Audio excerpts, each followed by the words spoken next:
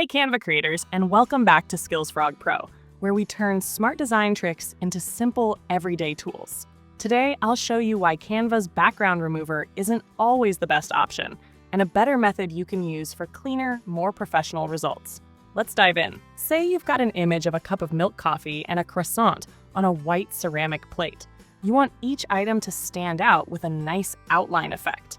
Now, you might think to use the background remover, and while it works in some cases, it struggles when elements are close together. In this example, it treats the cup and croissant as one piece, so you can't separate or style them individually.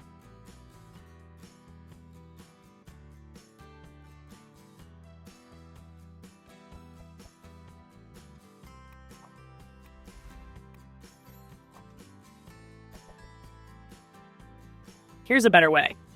Click the image, hit Edit, go to Magic Studio, and choose Magic Grab. Select the cup, click Grab. Then do the same for the croissant. In a few seconds, they're each isolated and ready to move or style separately.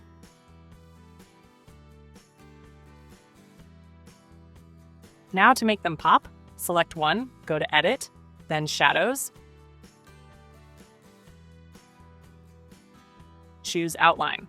Set the size to 20, pick a color, and keep the intensity at 100%.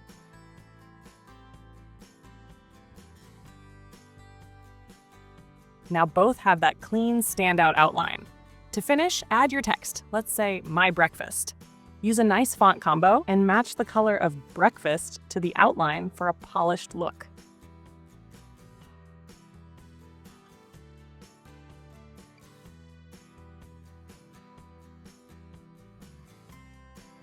And that's it, a smarter way to separate and style elements in Canva.